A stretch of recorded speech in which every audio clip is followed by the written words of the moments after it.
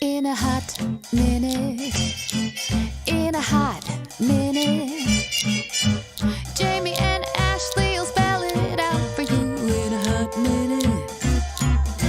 They've got some opinions on historical figures and pop culture icons from New York to Taiwan. They've got it all, and we know that it's true.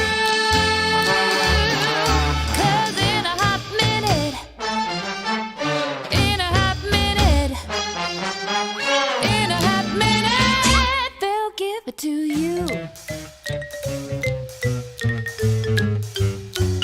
Hot minute.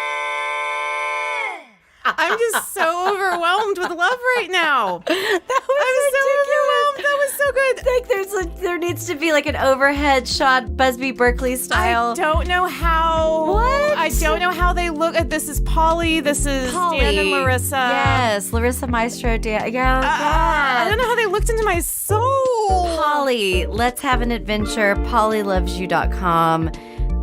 Larissa played. That was so tremendous. That was so good. That was two people. Larissa played strings, horns, cello, flute, singing, mixing, engineering. Dan, at least 14 more instruments. I know Dan has like a mini trumpet and stuff like that. Like, I can imagine. I can visualize Dan's contributions, of which they were great and many. Like but just a bunch of like obscure, antiquated instruments. That was beautiful. There was a lute. No, that was incredible. That was our theme song for Hott Minute episode 12. The Funale. The season finale. And we're off to a great start with that theme. Thank you, Polly, so much. Thank you, Polly. Thank you, two dear friends. What was the record? Let's have an adventure. Go get that record. I'm Ashley. I'm Jamie. This is Hott Minute. This is Hot fucking Minute. It's just Hot Minute. This is episode 12. This is episode 12. This is our season finale. You can go to Twitter at Hott Minute, HOTT Minute, Instagram, Facebook. We did one thing on there once, and we should do it again. And we're going to do more things in the future. This is the season finale, but we will be back. We have meetings planned. We have ambitious goals. There's a summit. We rented out the Gaylord Opryland Hotel. We've got about 600 or 700 of the best marketers in the Southeast, and we are all converging in one weekend in Nashville, Tennessee, to talk about Hottness. And me and Ashley. I'm overwhelmed. I'm overwhelmed too. This is great. This has been fun. This is our 12th episode, and we've been doing this officially for some months now. For 5 months. For 5 months. 4 years. Yeah, 4 years in the making. We've been doing this since January, which was 5 months ago. We've been recording diligently for every Thursday. Sure. Whatever. We want to apologize for some stuff from the previous episode. Oh, yeah. Thank you for reminding me. It's hard to remember to be humble and like admit your wrongs. Mine is minor. Some of them have been more major. Mine is Steve Buscemi went off on him in the last episode. I want to talk about how I referenced his character where he's like, hello, fellow kids. Hello, fellow kids, whatever. As from Strangers with Candy, and I just misspoke. It's from 30 Rock and whatever. I just, whenever there's like a trip up on something where like someone's going to be like, Jamie, that's a fallacy. Anything that's like a nerd thing, like in television, comedy, or music, or video games, or movies. Everything that we like. Someone's like, I'm eating on my night cheese. I'm Liz Lemon. I'm mad at these girls. I was listening to Night Moves alone in my car today. I just want to say that. I love that song. It's really good. What do you I just have one apology. I said Cecile Richards of Planned Parenthood was on The Real Housewives. She is not on Real Housewives. Honestly, I was thinking of Kyle Richards. I was getting my blonde. No, that's Kim. Kyle is the brunette. But they're sisters, right? Yeah, and they're both named Richards. And they're both related to Paris Hilton. It's 3 episodes in a row. That's true. Yeah, they're her aunts. Anyway, I think. Cecile Richards of Planned Parenthood, to my knowledge, has not appeared on any of the Real Housewife franchise series. All of which are great. Yeah, they're all fantastic. I mean, honestly, welcome addition.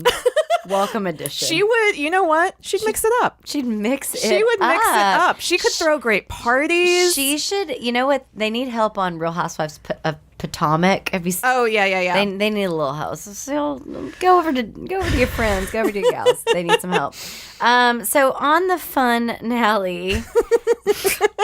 I love it. It's good. So fucking I'm glad we stupid. went with it. Yeah, we're just gonna jump right in. We got a lot to cover. We got a lot of opinions. So I'm just going to ask you, What? hey, Jamie, Yeah? who are you crushing on? Well, I'm crushing on not a who, but a what. Here's the deal. All of my picks today are going to be very feminine. Mm-hmm. They're going to be, just about stuff that I think anyone, and not even feminine in the sense of like you need to be a woman, but my crush this week is well-fitting bras and bralettes. That's a good one. We're moving That's good. We're moving into summertime. I have gained a little weight this year. I'm not a 36 anymore. Is it on your chest? So I'm officially I'm a B cup. Mm-hmm. I'm a B cup. I'm BJ B cups. That was my nickname in college. I'm a B cup, still same cup size. My titties have not gotten bigger, but I have gotten fatter. And so recently I did go to the store and I upgraded to the 38B.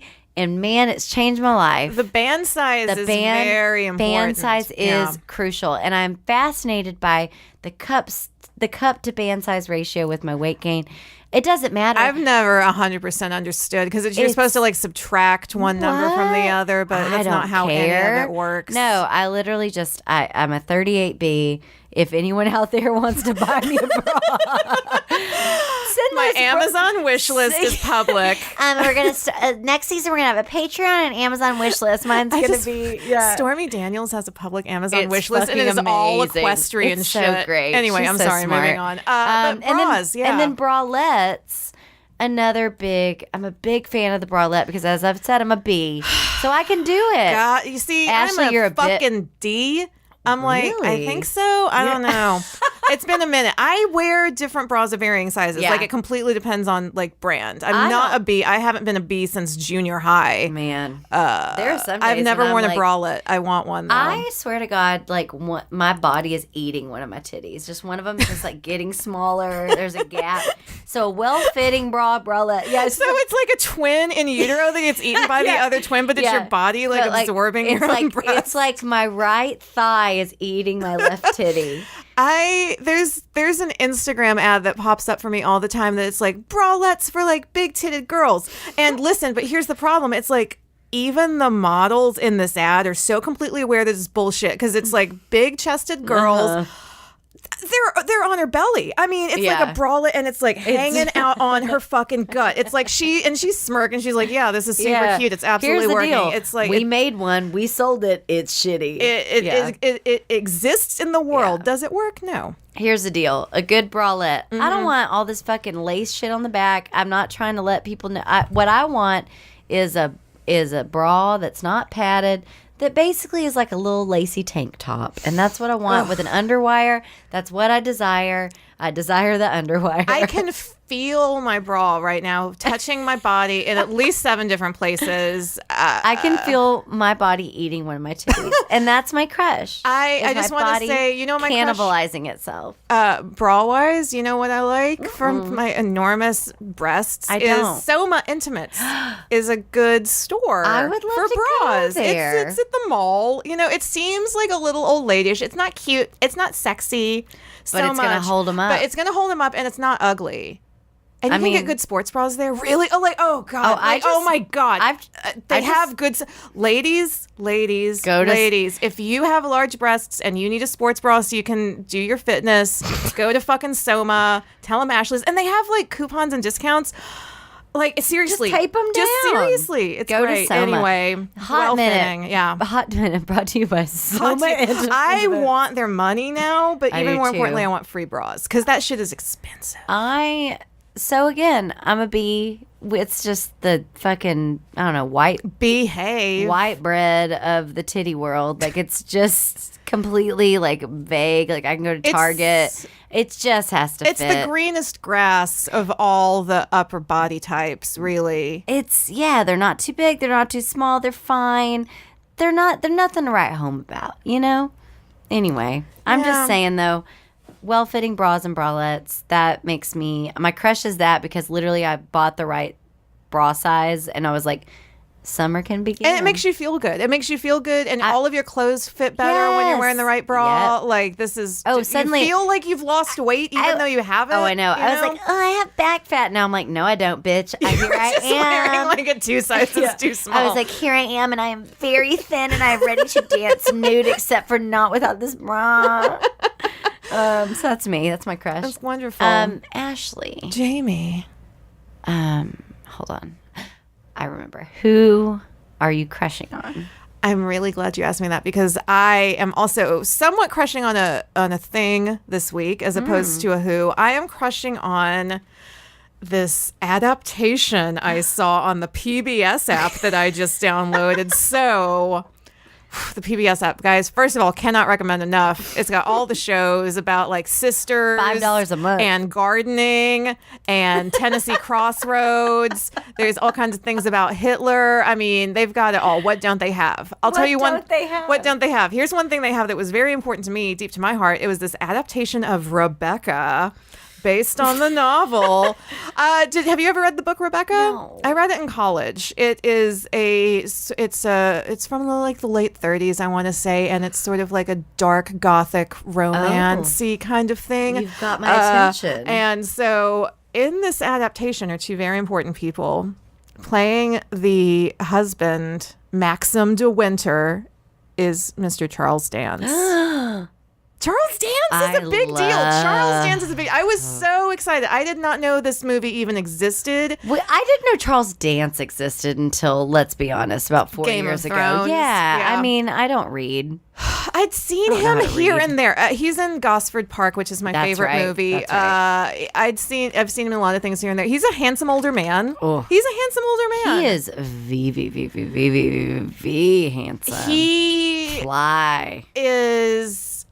we were looking at some older pictures of some younger pictures, rather, I should say, before. And the pictures were old, but Charles was young. Charles was young, and he was fit. He was fit. He had the look of like he looked like a less scary, like nasty Charlton Heston. That's like a more refined version. That's a very good explanation. He has, sort of like light colored hair, but like really like tan skin, and like he has freckles and like stuff. that overly tanned 60s. Like they're like the colors are going to be really saturated in this film, so everyone should look like they're made out of clay. So his character in Rebecca is the husband, Maxim, and he basically just meets this 19-year-old or something for a long weekend and marries her. And so she's he's a billionaire or whatever. And so they go to his house. Manderley is the name of his manor. And so it's this young aunt, and so Rebecca is his first wife, and she is dead. And so the new wife is like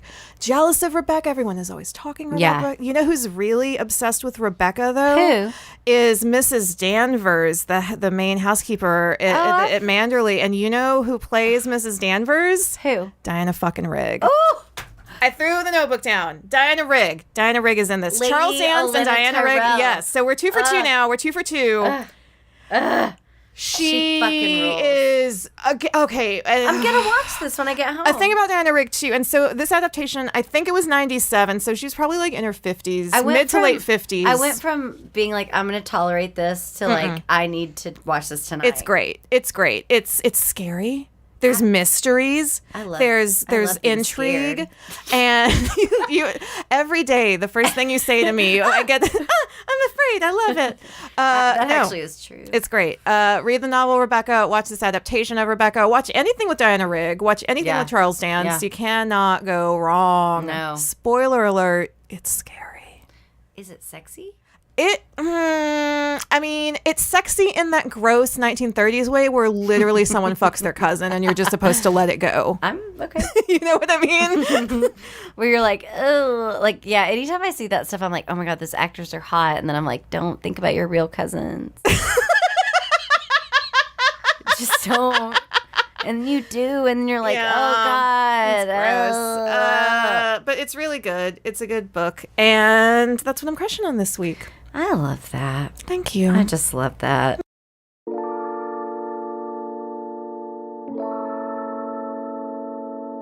So in the Funale, you know, again, 12 episodes, we're just real grateful to be here. That's true. So grateful to be on this earth. The feedback has been great. The feedback has been great. We've had a lot of great participants, great stuff. We're just filled with love. And all day long, I just was like, you know what? I'm just so glad. Aw, Jamie, I'm just that's so sweet. glad. I'm just so glad.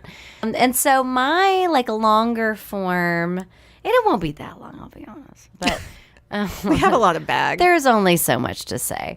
But my focus this week, so it's not going to be like, oh, it's, you know, Freddie Prinze Jr. I don't know.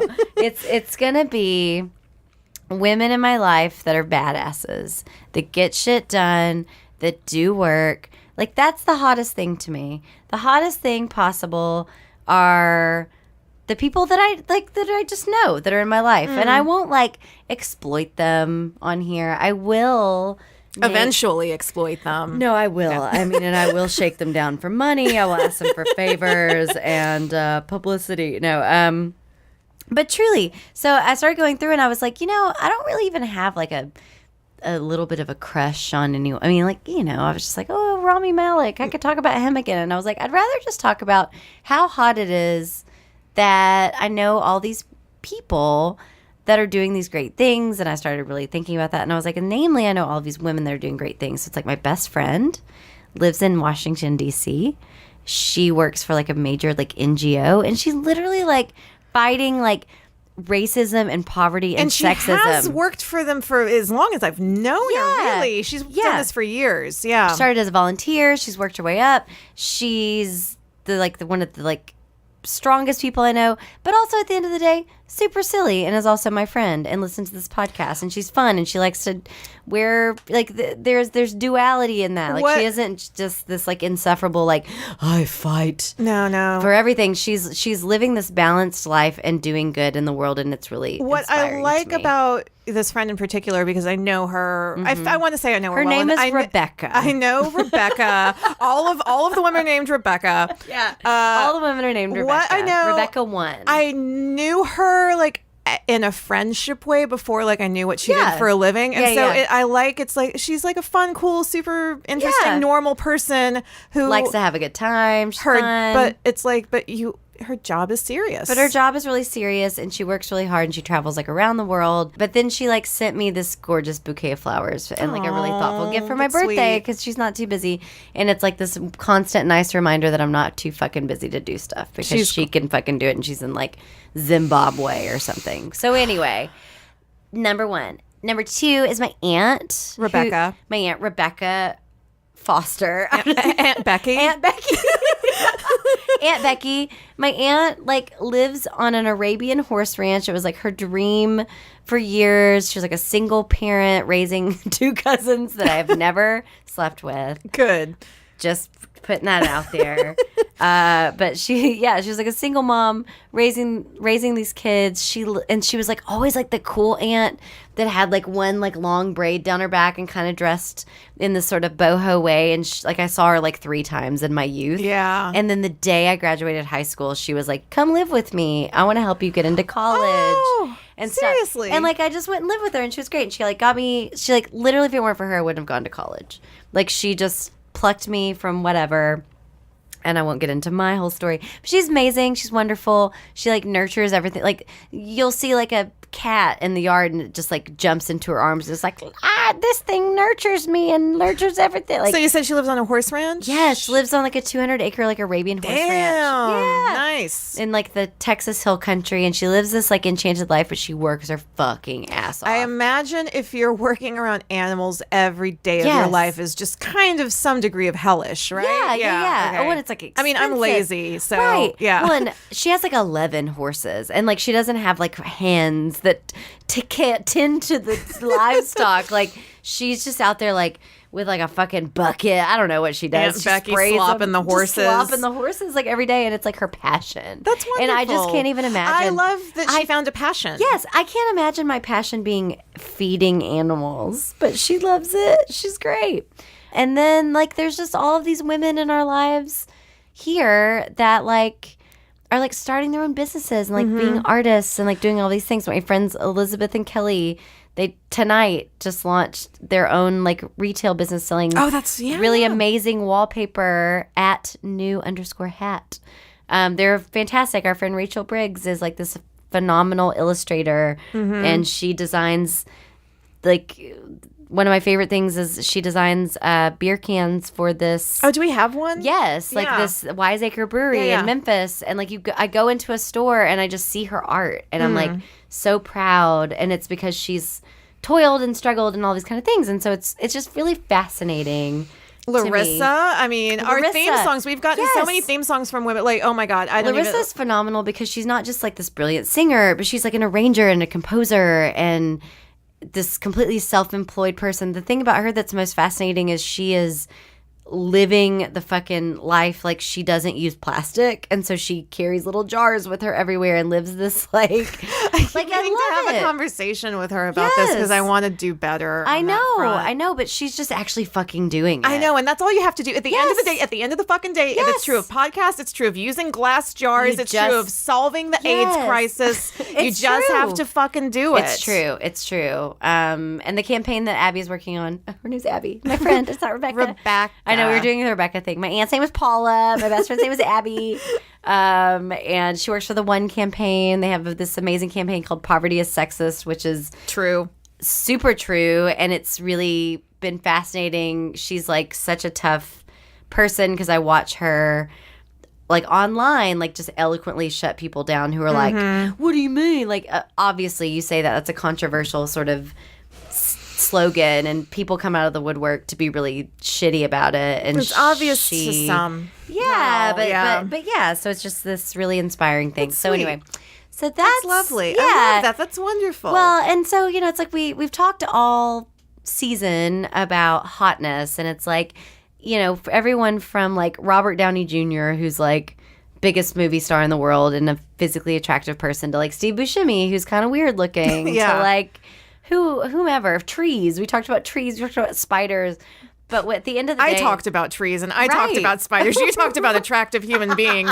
I talked about creepy concepts that I just look at and like crawl on the ground and rub dirt on my face. I'd like to remind you that an unprepared Jamie, like I did no research. The 1 week where I was super unprepared, I talked about maybe if Abe Lincoln dug up his dead son. And that's still, I just, going back to women we love, and inspiring things that women in our lives have done for us. Literally in my head all the time, I hear you singing that digging up bones. I'm digging up bones. I'm digging up bones. I think about that all the time. Digging things that's better left alone. I'm resurrecting memories of a love that didn't go. Oh, like symbolic. Yeah, That's yeah, yeah, beautiful. yeah. There's like words there. Da-da-da-da-da, digging up bones. I love That's that's my wonderful. legacy. And lastly, the person I'm most proud of is Ashley I didn't know you were going to do and this. me. Oh, that makes way more sense now. Yeah, okay. But mainly Ashley. No, but I am. It's like when I think of the concept of what's hot, it's like I look at Ashley. She and I are both busy people. We're both trying to like make our way in this world. And I'm really proud of Ashley because when I met Ashley, she was a bit adrift. She had this like weird, shitty job where she did like stuff with spreadsheets for like like medicine. What was it? I worked at a Medicare Advantage corporation. I worked in the compliance department of the Medicare Advantage company Which for is 6 years. Such a good for fit. 6 years. Which is such a good fit. If you know for anything about me, it is how much I fucking worship HIPAA. And that is like when I think of the HIPAA queen, when I think of compliance, when I think of accessibility, when I think of access to care, but mostly compliance within that industry, I think of Ashley. No. And so what happened is this bitch was like, you know what? I'm going to write constantly for the Alt Weekly, and I'm going to like network, and I'm going to do all this stuff. And her best friend was a writer also at the Alt Weekly, and she's now this very established, like amazing writer who writes for She wrote for Jezebel. She's writing for Mel magazine right now. My friend Tracy, she's great. Tracy's amazing. And also, I feel a little weird speaking out of turn because Tracy and I are not close, but like she's on that list to me of just these women that, you know, built themselves up kind of. And you two would get along really, really well. I don't think you've ever met each other. We've never really hung out. What I know about both of you is I think you would get along. Cool. Yeah. Hey, Tracy, if you're out there, let's hang. Mahalo.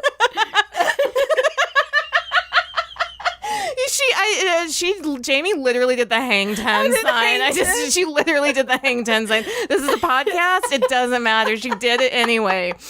Guys, can you hear it? It's I hit the mic. Beautiful. I hit the mic. That's my pinky. We're doing hang 10 hard. Yeah. But so they ended on Ashley. Ashley like started writing, and now Ashley has like basically her dream job where she writes about pop culture. She's honestly like we'll downplay it and be like, oh, I barely work. It's not true. She's like gone in there and taught these people how to do some certain stuff, and you know we talk all the time about small contributions in like the workplace where you go in. And things that are really underappreciated that I think women bring into any environment is just simple stuff like, hey guys, maybe this isn't a meeting. Hey guys, maybe we should listen to this person on the team. And like there's like certain just things that I feel like women enhance in the workplace that I agree. You know, just communication, like basically being like, hey guys, I see that a fight could be brewing, so we should nip it in the bud instead of like letting it fester. And then it's like every male boss I've ever had, like literally can see a problem coming from a mile away, ignores it until it's like an unavoidable like problem. Whereas a lot of women leaders I have will go in and be like, I can tell already that these two people are not going to get along. So how do I preemptively either just head on quench this fire? Yes, and like head on, like pull one of them aside or pull them both aside. Like take the fucking time, because ultimately you're going to get more work done. Anyway. So I've babbled, whatever. But I think the hottest thing are all of my sort of female friends that are doing really great things and are so many women these days. Yeah. You know? Yeah. And you know, and when I say women too, it's I guess we also mean some men. Michael, our producer, is like fine. Well, I'm even just thinking, like, literally I'm sitting here and I'm like, I don't know if I know of any, you know, like non-binary people that I would put in this category because I don't really know that many. And so now I'm sitting here. We need to get out more. I'm like sitting here being like, I don't know anyone. I'm talking about people that I met 15 years ago and like my family. My aunt. my aunt. I met my aunt in about 85 or so. I think that's wonderful. Anyway, that's me. That's hot. My deep dive. It is sort of the ethos of the podcast. It is the concept of hotness itself. And I don't really have a lot of notes, or I didn't plan for this at all. I just kind of want to freeform, like the network, talk to you. What does hotness mean to you? When we started this podcast, like we sort of had ideas in our head. It's like we're going to talk about childhood crushes and everyone who's cute, everything we like. But obviously it's a lot. It's very broad. And so what does hotness and what you bring to Hott Minute, like what does it mean to you and what does it stand for? So I'm gonna put it back on the people. I think one of my favorite things about this podcast is this roll that beautiful back footage. So nodding my head. We solicit the listeners, and you guys have we've addressed it before, but like there's a lot going on in that bag. There's literally hundreds of pieces of paper. There's literally hundreds of pieces of paper. We're so overwhelmed by the response. But I think what's been most fascinating, we're going to sit here and talk about some cockamamie bullshit and just be totally off the rails half the time. But I think opening it up to like, what are you going to put in the bag of hotties, and it being a mystery chest has been so fascinating to see what people fucking put in the bag. Yeah. Because to me, that's the most revealing thing. When we talk about like the concept of hotness, it's very telling what these anonymous people are willing to put in here. That's really astute. I never even thought about it that way. Yeah. It's like someone put in John Mahoney, the dad from Frasier. Somebody out there is like, I want to examine his hotness. Like, I love that people aren't just putting like, I don't know. I always go to Brad Pitt because he's like the most like David Hasselhoff because I just arrived here from 1981 Germany. Yeah. So hotness, I mean, definitely when we just say the word, the first thing that you're going to think of is literally physically attractive Brad people, Pitt, like hot, beautiful, fancy people. Beautiful, a duke. Fancy people. Is it Viscount or Viscount?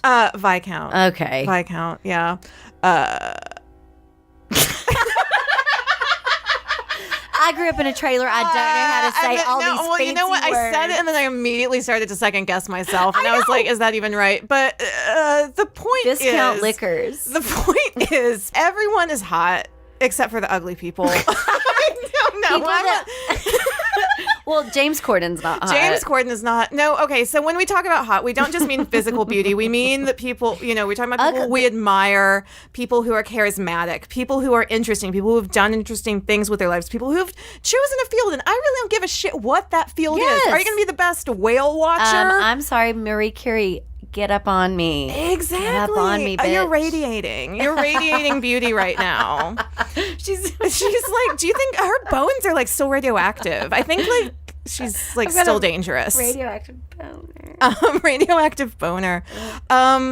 Where's the comic book movie about that? Do you think that happened in Watchmen? Did she fuck Watchmen after? Do you remember that? Yeah. Oh yeah.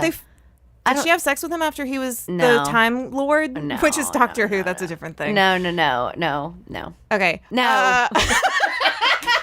I'm like, I really hotness. like that graphic novel. Just move on. I don't have much else to say, really. It's been really, really fun examining what I think is hot, I guess. Like, having to sort of ask myself this question every other week. It's like, who am I crushing on? Oh, shit. I don't know. Sometimes it's someone beautiful. Sometimes often it's Meghan Markle or Janelle Monáe. For me, it's often Rami Malek. That's it. I don't know if I have much else to say. Yeah. Do you have anything to say about the concept? It's like, I think the concept of hotness, it's charisma. Mm-hmm. It's confidence. Mm-hmm. It's humility. Absolutely. Unless it's not. Like sometimes if you go like over the top, which you know what I mean? Which is a form of humility, which I would argue self-aware pompousness, aka that is called like it's you're right. Self-aware, like aggrandizing sort of machismo or whatever it may be. You're covering the hurt inside. We all know this. Yeah. And that's hot. I agree. Damaged goods. Damaged goods hot. are. I used to shop at the dented can store, and Robert Downey Jr. was one of your like longest form breakdowns. Dented fucking cans, unboxed gushers. That is Robert Downey Jr. is the dented can of beans. He is. He's a can of Rotel that fell on the ground and rolled down the alley into a gutter and got shot with a pistol, and then we all got botulism and died. I mean, honestly, I was going to say bravery, but I don't really care. Well, I actually care a lot about bravery. Do you? I care a lot about bravery because most people are fucking cowards. That's true. Most people, 99% of the world is a coward. Here's the deal. Yeah. Yes. We're doing improv. Yes, and. No, bravery in the sense that you just said it, yes, which is, hey, I'm willing to be like, hey, don't fucking talk to her like that. Or, hey, you're harassing someone. Or like, hey, I'm going to stand up for myself. That kind of bravery. Absolutely. But I don't mean like the fake sort of storybook, like, I'm slaying a dragon. No, like, I don't give a shit about slaying that. a dragon means two things. It means slaying your own inner demons, or it means standing up for yourself. Standing up for others, which is honestly the hottest one of the most thing. important things in the world. The hottest thing is somebody that will stand up especially I think men that will. And women, it's so anyone, non-binary. easy. It's so easy. Yeah. It's so easy to do. I'm gonna take any sort of gender identity out of it. I think anyone that's willing to stand up for other people is hot. I agree. So that's our ethos. We're basically, I almost call this a blog. We're a podcast about. This is one of my favorite blogs that we've done. This is a vlog about being brave and standing up for other people. And eating dragons. And we love the band Imagine Dragons. I don't know anything about that I don't either. band. I couldn't sing a song right now. I imagine. Oh, yeah. I don't know. I Imagine a could little bit of only dragon. imagine. That's a Christian song, which is fine too. You know what? Bag. What's hot? This is the final bag of hotties of season 1 of Hott Minute. Jamie is giving it a good old shake right there. She's shaking it like some titties in a bralette.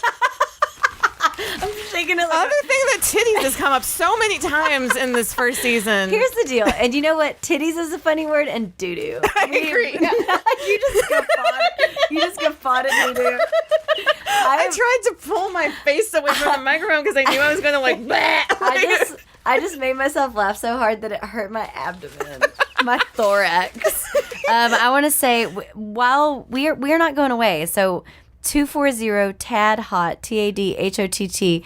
Text that bag of hotties. We are definitely not going away. We are going to have a season 2. We actually already have a theme song for our first episode of season 2. If you want to get your music in, yes. That's a thing. Yes, and I almost want to even just say sneak peek who it is, but I won't. We'll hold on to it. It's very exciting. We saved. Oh, this one's good. Oh, your face. Kit Harrington, Jon Snow. We talked about Charles Dance. How many Game of Throneses? I love this. How many Games of Thrones? How many Games of Thrones are we going to do? I love David Hasselhoff. So, listen. Kit Harrington. I'm going to be immediately kind of fucking mean, and I don't know why. But listen, do you ever get like he's going to be like a fat face? Like he's not going to age well. He doesn't look smart. He's not going to age well. He doesn't look smart. I think he's very, very pretty right now. Yeah. I'm trying to envision him at 50. He's got a meat body. He's too pretty. He's got a meat body. he's just like a slab of beef. It's just like it's like it's sausage casing. It's just filled with. Yeah. Right now it's hard. And it's filled with hard meat, like a jerky, like a solid that you can like snap. Yeah, but eventually there's other like looser meats. Yeah, there's a He's a man-witch. He's a man-witch. He's not man-witch yet, but here's the deal. I don't think he's going to Charles Dance. He's not going to Charles Dance. He can't even fucking grow a mustache. Okay, I will say though, I feel God, I'm being so mean to him for no reason. My thing, I love how positive we were just for like the last 10 minutes, and then we're like, this fucker, this idiot, this unequivocally he's obviously very beautiful. Oh my God, Kit Harrington is so attractive. I think what it is for me. Here's where it is for me. I would, and this is why I'm fucked up. We talked about damaged goods. I would cut Jon Snow's throat to fuck Littlefinger, and that's Thank you. Okay, because I was gonna say, Aidan Gillen is super, super hot. So hot. I don't even think about Kit Harrington so much because he's literally like the 14th best looking man on Game of Thrones. Like there's so many men ahead of him. Littlefinger and Varys are the most interesting, or most interesting characters to me. They're my daddy Charles Dance got a arrow through his gut on the turlet. Doing a duty on the turlet. Charles Dance did a duty on the turlet and he died. This is the best show. This is the best show on television right now. There are 40 billion words written about this program. 150 well-paid pop culture writers had to put down 600 words about Charles Dance getting an arrow through the gut and then his poop is everywhere.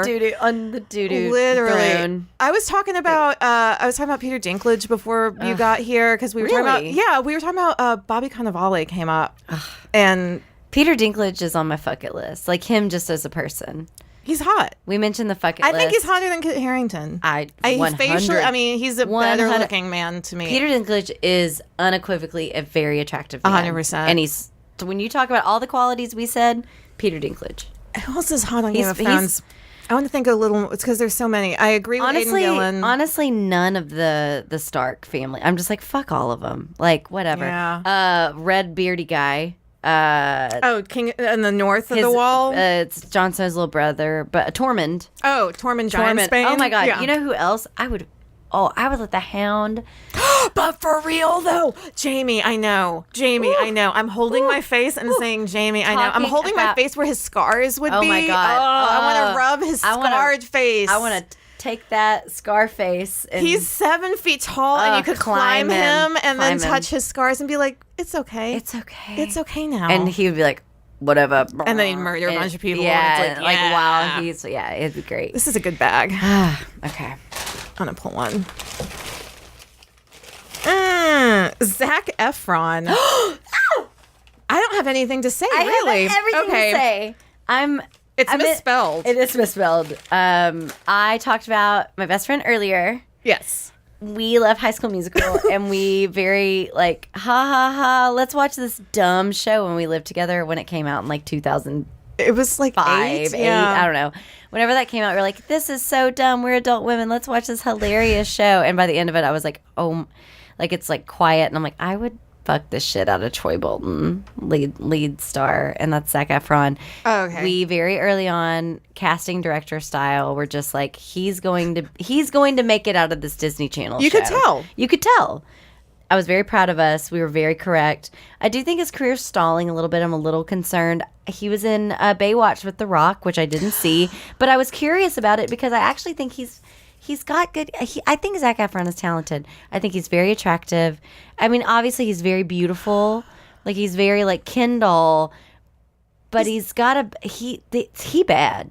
He's got a bad streak, and I know it. This is I can a very, smell it. very good picture of him. Is that even him? Yes. Oh, yes. I've never seen him look that good. I can sniff out a naughty boy from miles away, and Zach is getting up to no good. Look, right there he is, very Troy Bolton. Yeah, Look at that swoopy hair. I mean, he's smart. You know what he looks like? He looks like a pixie. You know what he looks like there? He looks like the 1960s Romeo and Juliet dude. He looks. Oh my God, what's that dude's name? I yes, forgot. I've seen that one. I had to watch that in Yasmin school. Yes, I know. No, that guy. He looks like that guy. yeah. No, he is. I mean, yeah, he's like very muscly. He's very ripped. I don't even care. I mean, I like the pictures where he kind of looks like Zayn. Yeah, I guess. Same. You know. Anyway, Zac Efron, I have a lot. I have had a crush on him, mainly because I just He's know, hot? I know. Well, not even that. It's not the hotness. There's a spark. There's a spark. Watch this space. Rachel Maddow. Rachel Maddow. Do you want Watch to do this one? space. He's going to end up either in a dumpster or with an Oscar. I think he's going to be fine. You were saying his career is like slowing down a little, but I kind of get the impression that he works consistently. He does. And he works like honestly. You know what I mean? I never really hear any stories about him. Well, I don't dive deep. You're not reading. I'm not reading the Red Blanche. The Dukes of Hazzard. Which ones? Because there's like 4. Now are we talking Bo and Luke, Coy and Vance? I think we're going to be talking Bo and Luke. Yeah, Coy and Vance are like, I've used this analogy, but they're like the Archer farms. Bo and Luke, like, yes, yeah. There weren't no reason. I didn't grow up watching the Dukes of Hazzard. I mean, I know Tom Wopat. My family did, but I think it was racism. I think it was veiled racism. I think it was just like, we love the South, wink. And I'm like, okay, Mamaw, you really like this. I don't really have any sort of John Schneider memories. is very attractive. John Schneider, that's his name. And Tom Wopat? Tom Wopat. Okay. Tom Wopat, that's another meat body. He just looks like he smells like beef jerky. So I have this, my mom recorded a bunch of like Christmas movies for me when I was a really little kid. Mm-hmm. And and that includes like commercials from like 1988 CBS. That's it's my like favorite. I don't even want to watch TV. I want to watch commercials from 1987. Ashley, me too. Jamie. So I love old magazines. I'll go to like a Goodwill and get an old magazine because I just love looking at the car ads and like all of the like how much copy is in an ad in a magazine from like even 1994. It's like, oh my God, there's 3,000 words trying to like, who read this? Absolutely nobody. Nobody. So on this video that my mom recorded for me on TV, there is a commercial for a made-for-TV Christmas movie called Christmas Comes to Willow Creek, 1987. I love how you found that immediately. I knew exactly what it was called. Starring John Schneider and Tom Wopat. Yes. Why Yes. both? Because it's 1987 and it's a Christmas movie. Is Catherine Bach involved? No, Kim Delaney. Oh, they couldn't get Catherine Bach? No, Catherine Bach was busy. That was mean. Oh, Jesus. Anyway, so I don't even have like a Dukes of Hazzard memory, but I have a Christmas Comes to Willow Creek. It sure did. It sure did. For years. I think they're like truckers and there's They're like long-haul truckasanders. truckers. Like I don't even. Is that a baby? Willow Creek, Alaska is going through depression because the local cannery has shut down. I clicked the wrong button. And Ray and Pete are truck driving brothers. They bring fucking Santa or whatever to anyway. It sounds great. John John Schneider's very attractive. That's all I can say about that. Tom Wopat seems like a fine man. He's sure. And that show was problematic in a lot of ways. I never watched it. Have you ever been to Cooter's place? Yes. I've never been. Oh yeah. We'll go. If you love the Dukes of Hazzard, you'll love Cooters. Oh. Another one.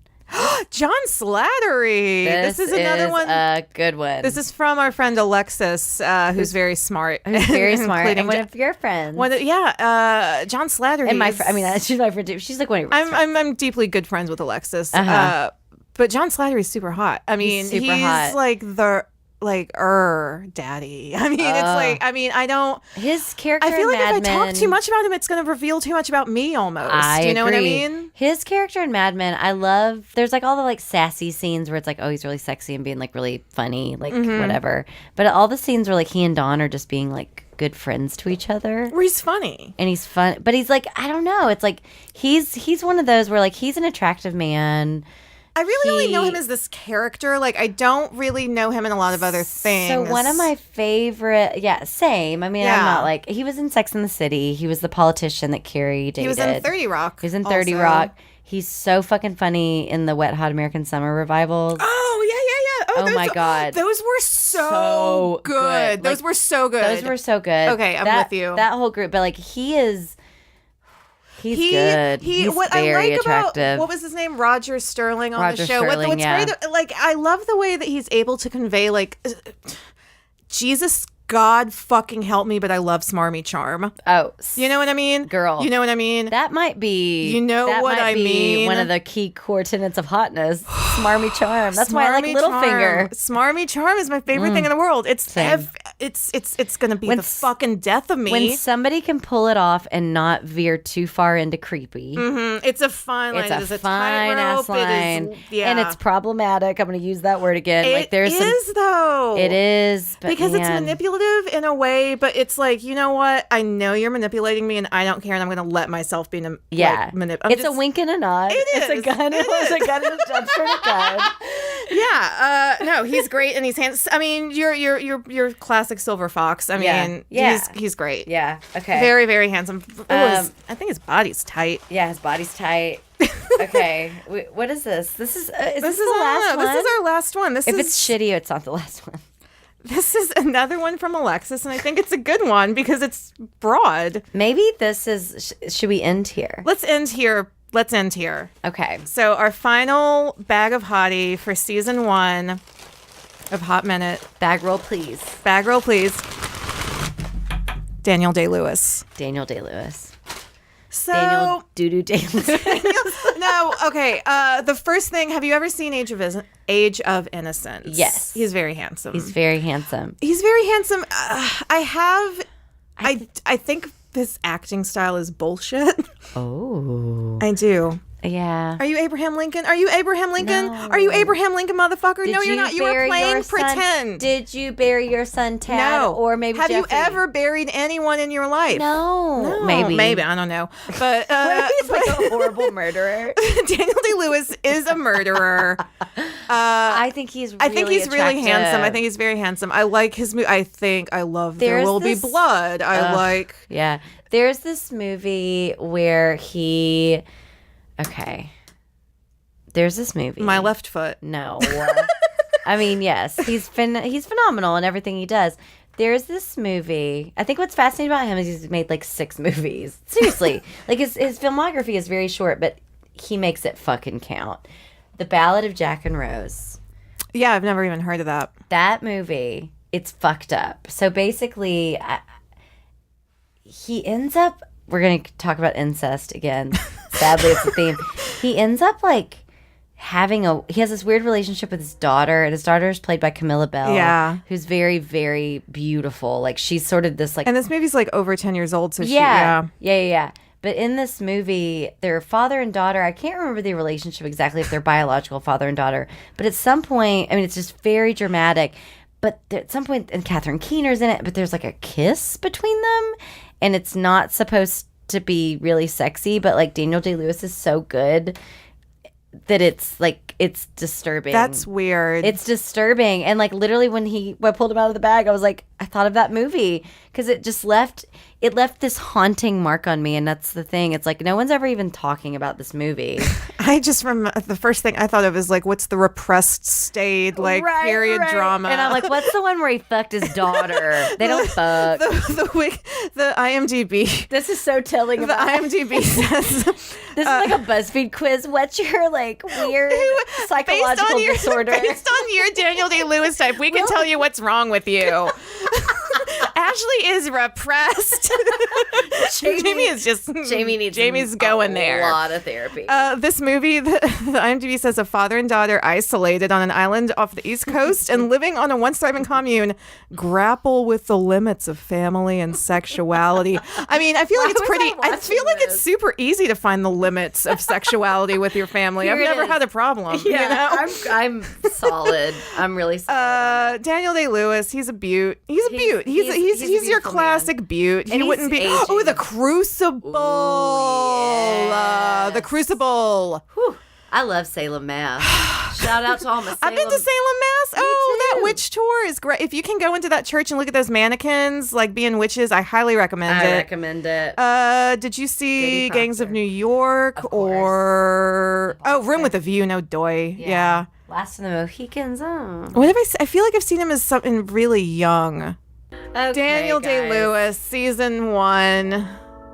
Our finale. Funale. Thank you so much to Polly. Thank you so much to Jamie Bradley. Thank you so much to Ashley. Thank you to Michael. Thank you to Michael, our producer Michael. Thank you to our one guest, Brooks. Thank you to all of the people who wrote songs for us. Oh my God, Tower Defense, Tristan, Dave Dave Paulson, yeah.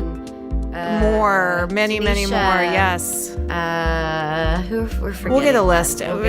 We're tired. Yeah. Whatever. You're all great. Whatever. No, Happy birthday to everyone listening. Happy birthday. This has been season 1 of Hott Minute. Boop, boop, boop, doo, doo, doo.